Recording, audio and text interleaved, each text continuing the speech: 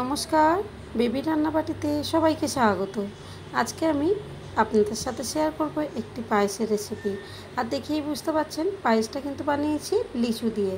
এখন কিন্তু গরম প্রচুর পড়েছে, আর গরমে কিন্তু আম লিচু বাজারে অনায়াসে পেয়ে যাবেন। আর সেই লিচু দিয়েই আজকে আমি খুব সহজভাবে এই লিচুর পায়েস তৈরি করেছি। অনেক রকমই পায়েস আমরা খেয়েছি, তবে একবার এই গরমে এই লিচুর পায়েস কিন্তু বাড়িতে ট্রাই করতে পারেন। ছোটোর থেকে বড় তো সবারই পছন্দ হবে, এবং একটা নতুনত্বর পায়েস অবশ্যই সবাই একবার টেস্ট করতে পারেন। চলুন তাহলে দেরি না করে এই অপূর্ব স্বাদের পায়েসটা তৈরি করার জন্য প্রথমেই আমি নিয়েছি লিচু। তবে লিচুটা এখানে দেখিয়ে দিই, একটু পাকা লিচু নিলে কিন্তু বেশি ভালো হবে। এরপরে লিচুটা আমি এখন একটা সাইডে রেখে দেবো। আর প্রথমেই আমি পায়েসের জন্য নিয়েছি এখানে 500 গ্রাম দুধটা আমি কিন্তু এখানে মাদার ডেয়ারি দুধ ব্যবহার করেছি। দুধের স্বাদটা বেশি বাড়ানোর জন্য প্রথমেই দিয়ে দিলাম একটা তেজপাতা, যেটা 2 আধখানা করে দিয়েছি, আর দিয়ে দিলাম 2 থেকে 3টে ছোটো এলাচ। তবে এলাচগুলোকে আমি প্রথমে মুখ ফাটিয়ে নিয়েছি। এরপরে দুধটাকে আমি প্রথমে 1বার থেকে 2বার খুব ভালো করে এইভাবে ফুটিয়ে নেব। দুধটা একটু ঘন হয়ে এলে তারপরে দিয়ে দেবো একটা ছোটো বাটির মধ্যে 1 বাটি চালের গুঁড়ো, আর ওই ফুটন্ত দুধ একটু দিয়ে দিলাম চালের গুঁড়োর মধ্যে। এখন একটা ছোটো চামচ দিয়ে চালের গুঁড়োটা ঠিক এইভাবে আমি দুধের সাথে একটু গুলিয়ে নেব। এটা করলে হবে কি, দুধটা অনেকটা ঘন হয়ে যাবে, যেহেতু চালের গুঁড়ো মিশিয়ে দিচ্ছি। আর তা না হলে দুধটা কিন্তু শুধু জাল দিলে অনেকটাই পাতলা হয়ে যাবে, যেটা খেতে কিন্তু খুব বেশি ভালো লাগবে না। এখন দেখছেন আমি চালের গুঁড়ো দুধের সাথে মিশিয়ে দেওয়ার সাথে সাথেই কিন্তু চামচ দিয়ে আরও একবার ভালো করে গুলিয়ে নিলাম। আর তারপরে আবার যেই ফুটে উঠবে তারপরে দিয়ে দিলাম আমি 1/2 কাপের মতন কনডেন্স মিল্ক। এটা ছাড়াও কিন্তু আপনি চিনি, বাতাসা কিংবা মিছরিও কিন্তু মিষ্টি হিসাবে ব্যবহার করতে পারেন। আর মিষ্টিটা কম বেশি বাড়িয়ে নিতে পারেন কিংবা কমিয়েও নিতে পারেন, যে যেমন পছন্দ করেন। এখন দুধটা ভালো করে জাল দিয়েছি, এটাকে এখন ঠান্ডা করার জন্য একটু রেখে দেবো, তবে ঢেকেই রাখবো। এখন আমি যে লিচুগুলো রেখেছিলাম সেই লিচুগুলো এখন আমি খোসাগুলো এইভাবে ছাড়িয়ে নেব।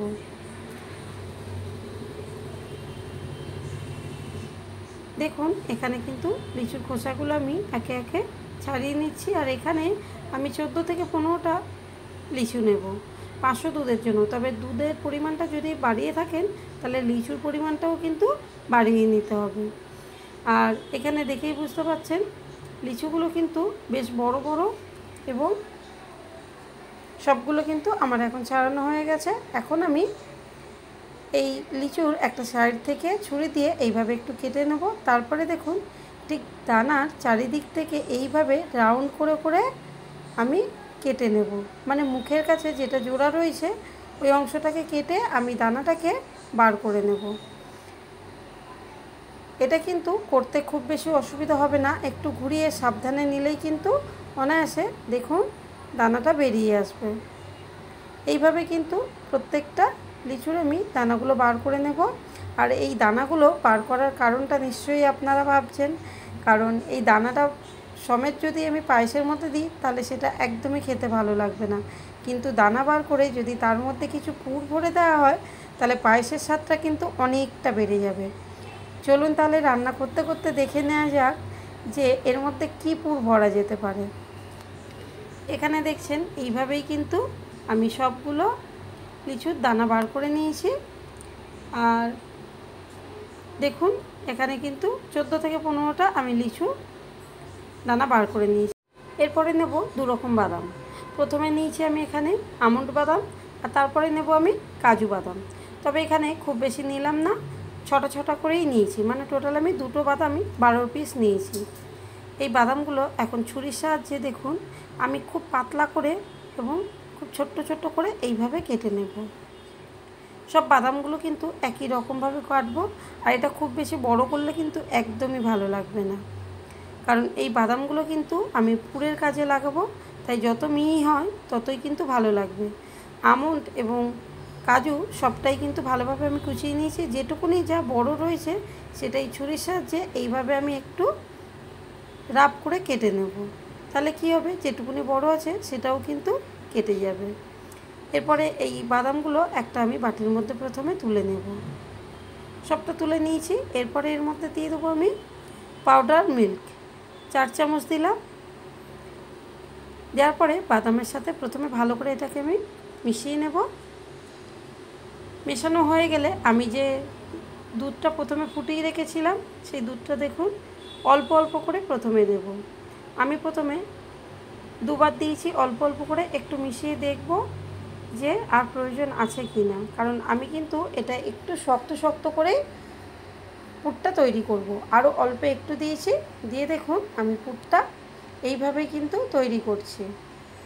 আর এর থেকে কিন্তু আর বেশি দুধ দেব না। আমি এখানে ঠিক যেরকম চেয়েছি ঠিক সেইভাবেই কিন্তু আমি পুরটা তৈরি করে নিয়েছি।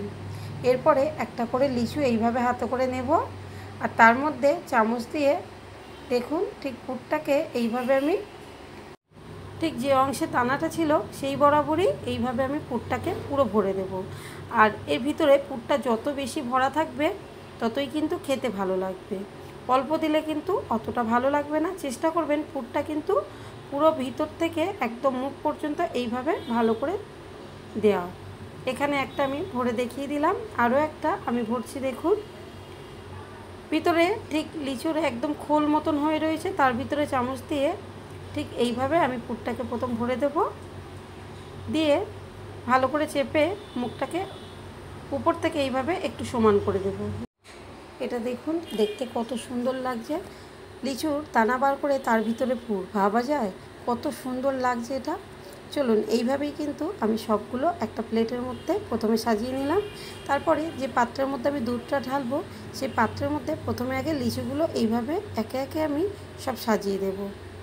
সব লিচুগুলো দেয়া হয়ে গেলে তারপরে আমি দুধটা উপর থেকে ঠিক এইভাবে আমি অল্প অল্প করে সব দিক থেকে সমানভাবে দিয়ে দেব। আর এটাকে দেখতে আরও সুন্দর হওয়ার জন্য এবং টেস্টটাকেও অবশ্যই বাড়ানোর জন্য উপর থেকে দিয়ে দিলাম পেস্তা বাদাম, আর দিয়ে দেবো কিছু কিশমিশ। তবে চাইলে কিন্তু পছন্দসই এখানে যে কোনো ড্রাই ফ্রুট দিতে পারেন। তবে সাদা যেহেতু দুধ তার জন্য আমি এখানে 2 রকমের বাদাম দিলাম, যেটা দেখতেও সুন্দর লাগবে। আর খেতে তো অবশ্যই সেটা বাড়িতে না বানালে বুঝতে পারবেন না।